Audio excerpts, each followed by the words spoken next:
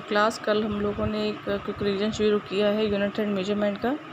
उसमें हम लोग कल 4 यूनिट्स पढ़ चुके हैं, डिराइव्ड एंड फंडामेंटल यूनिट्स पढ़ चुके हैं, सिस्टम ऑफ यूनिट्स पढ़ चुके हैं, MKS, CGS, FPS और SI। इसके अलावा आप लोगों ने जो है कल डिफरेंट चीज़ें उसमें देखी हैं, डायमेंशन के फॉर्म में कैसे लेंथ मास को कैसे लिखा जाता है, टाइम को, वो देखी हैं। 7 फंडामेंटल कौन सी होती हैं। नेक्स्ट जो हम लोग शुरू कर रहे हैं बेटा, वो टॉपिक है measurement of length. Measurement of length का मतलब ये है कि यूनिवर्स में बहुत सारी लेंथ हैं, कुछ आपकी आंखों से ऑब्जर्वेबल हैं, कुछ आप आंखों से रीड करके नहीं बता सकते वो कितना है। जैसे कि अगर एक फील्ड की आपको लेंथ निकालनी हो, एक खेत की अगर आपको लेंथ ब्रेथ का आइडिया निकालना हो, तो वो आप देख के नियर अबाउट आइडिया बता सकते हैं कि इसकी लेंथ इतनी होगी या इसकी ब्रेथ इतनी होगी, ठीक है। लेकिन बहुत स्मॉल डिस्टेंसेस भी यूनिवर्स में एग्जिस्ट करती हैं, जैसे कि एटम का साइज़, ठीक है। वो आप नहीं आइडिया, नेकेड आई से आइडिया नहीं लगा सकते हैं कि वो कितना होगा। या बहुत लार्ज डिस्टेंसेस भी एग्जिस्ट करती हैं, जैसे कि हमारे अर्थ से डिफरेंट प्लैनेट की डिस्टेंसेस हैं। इनको भी आप देख के आइडिया नहीं लगा सकते कि कितने होगा ये डिस्टेंस। तो इन स्मॉल डिस्टेंसेस को बेटा मेजर करने के लिए जो हम लोग यूज़ करते हैं वो है इलेक्ट्रॉन माइक्रोस्कोप। एटम्स के कितना साइज़ है निकालने के लिए वी यूज़ इलेक्ट्रॉन माइक्रोस्कोप, जिसकी रिजोल्यूशन पावर का मतलब कितनी उसकी एफिशिएंसी है, कितना वो छोटी से छोटी रीडिंग रीड कर सकता है, उसकी होती है 0.6 angstrom, where angstrom is 10⁻⁻10 metre.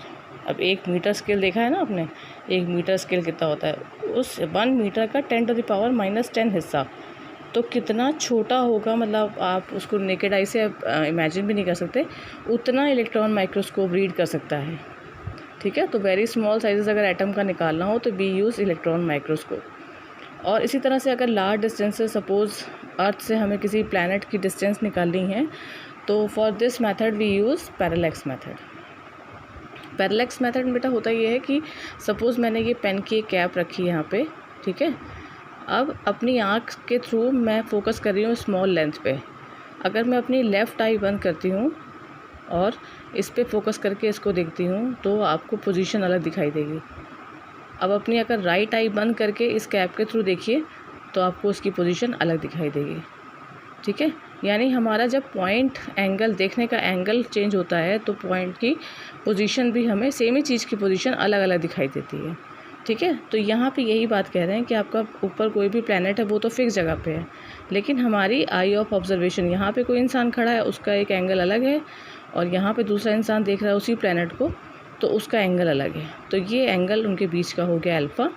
इसकी वैल्यू होती है d/d, जहाँ d इन दोनों पॉइंट्स के बीच की डिस्टेंस है, और ये d प्लैनेट की उस पॉइंट ऑफ ऑब्जर्वेशन से डिस्टेंस है, ठीक है। This method is known as parallax method. Okay, इतना समझ में आया मेजरमेंट ऑफ लेंथ में, ठीक है। तो ये थी मेजरमेंट ऑफ लेंथ की बात, जिसमें बहुत स्मॉल डिस्टेंसेस से लेके बहुत लार्ज डिस्टेंस तक हम निकालते हैं। कुछ इसमें बेटा यूनिट्स हैं जो आइडेंटिकल यूनिट्स हैं जो आप यूज़ करेंगे, उसको हम आपको बता दें। फर्स्ट इज़ फर्मी, ये एक स्टैंडर्ड है, जैसे कि अभी हमने एंगस्ट्रॉम की बात की उसी तरह से 1 फर्मी है जिसका सिंबल होता है F, एंड इसकी वैल्यू होती है 10⁻⁻15 मीटर। ये कुछ स्टैंडर्ड लेंथ है, मेजरमेंट आपको पता होने चाहिए। सेकेंड इज़ एंगस्ट्रॉम, इसको रिप्रेजेंट करते हैं A से, जैसे मैंने यहाँ पे किया है, एंड इसकी वैल्यू होती है 10⁻⁻10, ठीक है। थर्ड इज़ एस्ट्रोनॉमिकल यूनिट, इसको रिप्रेजेंट करते हैं AU से, शॉर्ट फॉर्म इसका AU। इसकी वैल्यू होती है 1.496 × 10⁻11 metre, okay. Fourth one is light year, light year का सिंबल बेटा LY, एंड इसकी वैल्यू इज़ 9.46 × 10⁻11 मीटर, ठीक है। तो ये आपकी कुछ स्टैंडर्ड डिस्टेंसेस हैं, स्टैंडर्ड मेजरमेंट हैं, जिसकी स्टैंडर्डाइज वैल्यू दे दी गई है। ये छोटी सी लेंथ है फर्मी 10⁻⁻15 मीटर, ये उससे थोड़ी बड़ी है 10⁻⁻10 मीटर, और ये हाई रेंज की लेंथेज हैं astronomical unit and light year, ठीक है। तो ये स्टैंडर्ड यूनिट है। इसके बाद लेंथ का मेजरमेंट समझ में आ गया होगा। अगर शॉर्ट नोट आता है how can you major length, तो आप यही बताएंगे कि यूनिवर्स में बहुत स्मॉल डिस्टेंसेस लेके लार्ज डिस्टेंसेस लेके एवरेज डिस्टेंसेस एग्जिस्ट करती हैं, जिसमें हम लार्ज डिस्टेंसेस को पैरेलैक्स मेथड से और स्मॉल डिस्टेंसेस को इलेक्ट्रॉन माइक्रोस्कोप से, और मेजरेबल लेंथ को बहुत सारे इंस्ट्रूमेंट हैं, मीटर स्केल और टेप है आपके पास, बहुत सारे इंस्ट्रूमेंट है जिससे आप मेजर कर सकते हैं। Okay, next we move to the heading measurement of mass. Mass की बात हम कर रहे हैं, ठीक है। मास को जनरली हम यूजुअली कैसे, किलोग्राम में है, टन में है, ग्राम में है, ठीक है, इसमें हम मेजर करते हैं। ये तो हो गया मेजरेबल मास, लेकिन कुछ बहुत छोटे मास हैं और कुछ बहुत हाई रेंज के मास हैं। तो बहुत छोटे मासेस को जो आप बताते हैं वो होता है unified atomic mass unit. Unified atomic mass unit, ठीक है। यूनिफाइड एटॉमिक मास यूनिट ये बहुत छोटी यूनिट के लिए यूज़ होता है, जिसमें हम किसी एटम या मॉलिक्यूल के मास की बात कर रहे होते हैं। When we talk about the small masses, that is atom का मास या मॉलिक्यूल का mass, then we use unified atomic mass unit, ठीक है। इसके अलावा अगर आप लार्ज मास की बात कर रहे हैं, सपोज़ प्लैनेट की मास कर रहे हैं, मास की बात कर रहे हैं प्लैनेट्स की, तो वी यूज़ ग्रेविटेशनल मेथड।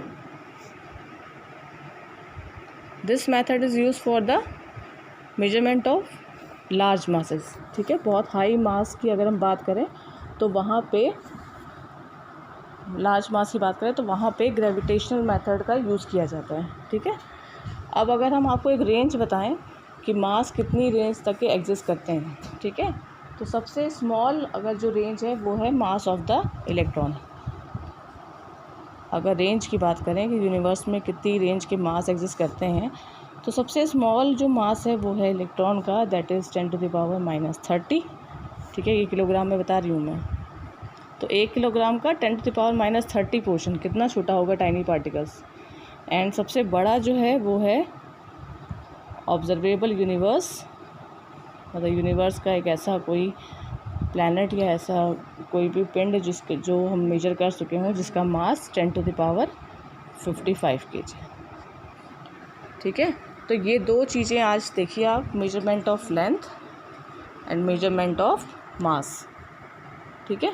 फिर से एक बार देख लीजिए, मेजरमेंट ऑफ लेंथ में स्मॉल लेंथ इलेक्ट्रॉन माइक्रोस्कोप से, हाई लेंथ पैरेलैक्स मेथड से, ठीक है।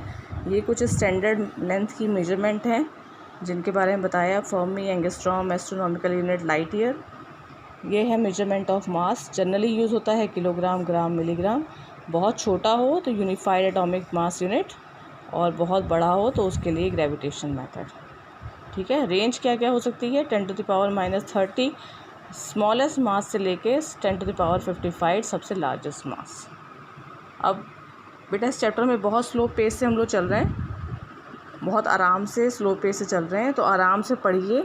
फिर से इसको रिवाइज करा रहे हैं तो आराम से देखिए, इसके बुक से इसको पढ़िए, और फिर भी कुछ प्रॉब्लम हो तो मुझे बताइएगा मैसेज करके कि मैम अभी भी इस टॉपिक को समझने में दिक्कत आ रही है। ये तो बहुत थ्योरेटिकल, बहुत आसान है। अपने सामने NCERT की बुक रखिएगा, पढ़ के देखिएगा। Okay, thank you.